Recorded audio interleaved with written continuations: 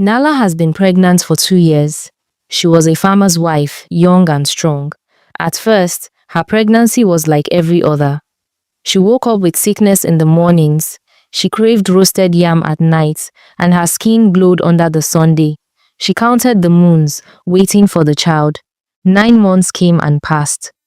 Still, the baby stayed inside. At first, the villagers celebrated her, bringing gifts and singing for the coming child. Her mother-in-law slaughtered a goat, and children danced around her yard. But as the days stretched into weeks, the joy faded. The same people who had praised her began to look at her with worry. When she walked to the market, strangers stared at her belly. Mothers pulled their children close, whispering as she passed. Seasons changed.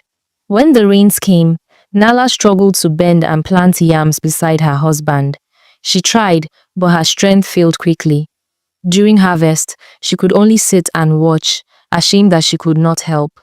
At night, when other women carried their babies on their backs to gatherings, she carried her burden still inside her, her heart aching with envy. There were times she thought the child had left her, for days would pass without a kick. Then suddenly, the baby would move, sharp and strong, reminding her he was still there. These moments gave her hope.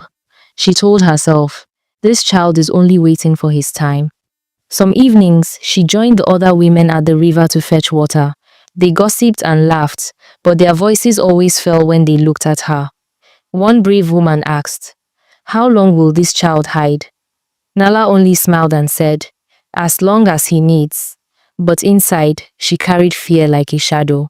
Her husband begged her more than once to travel to the hospital in the nearby town. The midwife also urged her, warning that no pregnancy should last so long. But Nala shook her head each time. She believed strongly that the gods were watching over her. She said, "This child will come when the gods allow, not before." Her stubborn faith divided the village even more. Some admired her courage, others called her foolish. It was during this time that the village chief sent word for her to visit the shrine.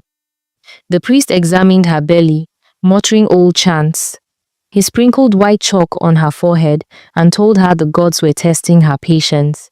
He said the child was not ordinary, but one who carried strength from the spirit world.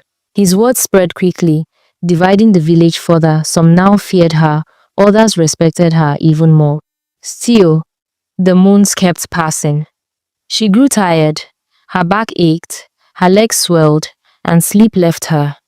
The women stopped visiting as often, their laughter fading when they spoke of her. Some whispered that she had sinned. Some feared she carried a spirit child. But Nala held on. She prayed under the big Iroko tree every evening, her hands rubbing her belly. Her husband tried to be strong, but his face grew lined with worry. Every healer in the nearby villages had touched her stomach, pressing and shaking their heads. Some gave her herbs, some gave her oils, but nothing worked. Then, one morning after the 12th moon, pain woke her before dawn.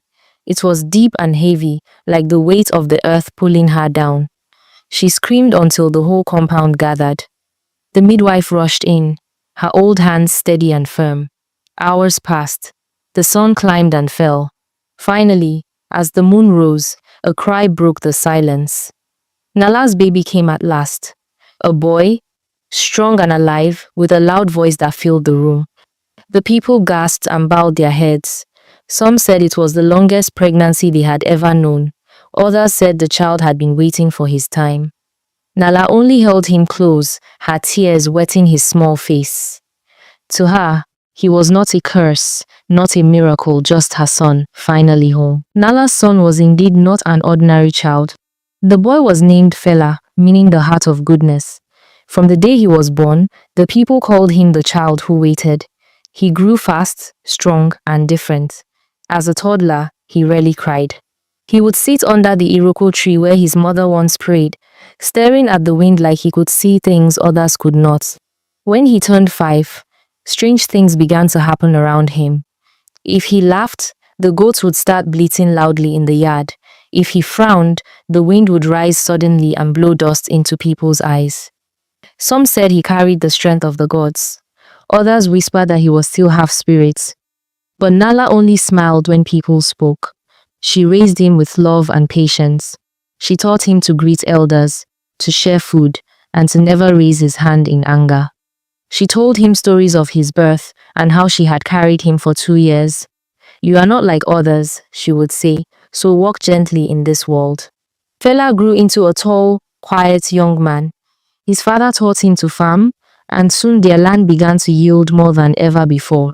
The yams grew larger, the maize greener, and the rains always seemed to fall kindly on their fields. People came from other villages to ask him to touch their seeds before planting.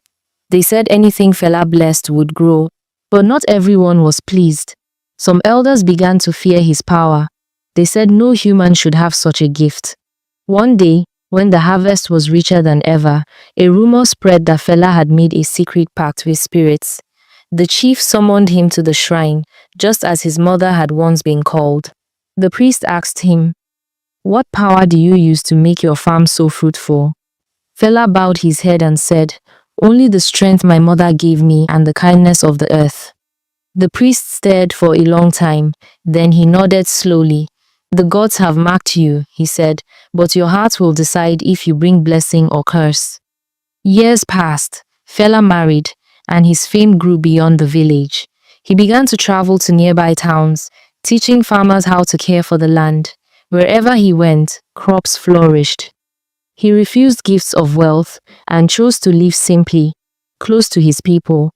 When his mother grew old, he built her a small hut near the river so she could rest and watch the water flow. Every evening, he came to sit beside her, just as she once sat praying under the iroko tree. The villagers no longer feared him. They began to call him Fela the Blessed. They said he was the proof that patience could bear fruit, that even what seems delayed by the gods has its time. And when Nala finally closed her eyes for the last time, Fela buried her under the big iroko tree, the same place where her tears once fell. He planted yams beside her grave, and each season they grew taller and stronger than any others in the village.